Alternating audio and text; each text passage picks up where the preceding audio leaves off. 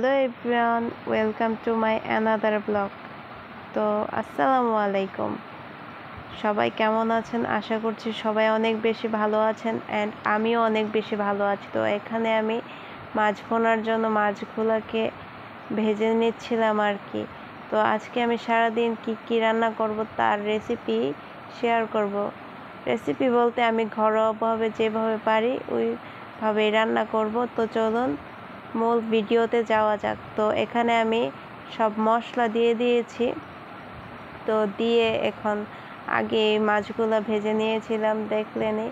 তো এখানে এখন মশলাগুলো দেওয়ার পর আমি মাছগুলো দিয়ে দিয়েছি। এখন একটু কষিয়ে নেব, আর তরকারিটা যত কষিয়ে নেবেন ততই খেতে মজা লাগবে। তো এখানে আমার কষানো হয়ে গিয়েছে। এখন আমি পানি অ্যাড করে কাঁচামরিচ দিয়ে দেব, তারপর ঢেকে দেব। এদিকে আবার আমি ডাল বসিয়ে দেব, মসুরের ডাল। তো এখানে আমি পানি দিয়ে দিয়েছি, তার মধ্যে লবণ, হলুদ, ধনিয়া গুঁড়া দিয়ে তারপর রসুন, টমেটো অ্যাড করে দেব। তো পেঁয়াজও অ্যাড করে দিয়েছি। এখন এগুলাকে ঢেকে দেব আর কি। তো ঢেকে দিয়েছি, তারপর 10 মিনিট পর ফিরে আসছি। তো এখানে আমার বলকও চলে এসেছে। তো এদিকে আবার আমি আরেকটা তরকারি বসিয়ে দেব, ঢেঁড়স দিয়ে আলু।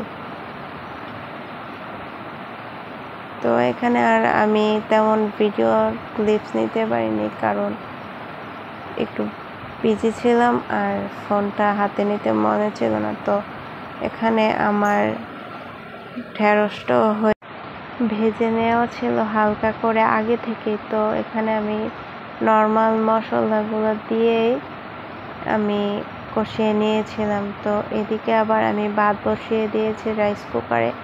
তো এখানে ভাতের পানির বলকও এসে পড়েছে। আমি চালটা ধুয়ে রেখেছিলাম, এখন দিয়ে দিয়েছি। তো আমার এই মিনি ব্লগটা আজকে কেমন লাগবে সবাই কিন্তু অবশ্যই কমেন্টস করে জানাবেন।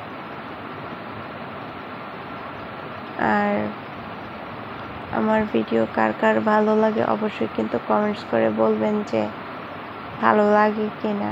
আর এখানে আমি কিছু ধুয়ে নেব, রান্নার পর যা যা ভরেছিল ওগুলো ধুয়ে নেব। আর এই স্যান্ডউইচের রেসিপিটা লাগলে অবশ্যই কিন্তু কমেন্টস করে বলবেন।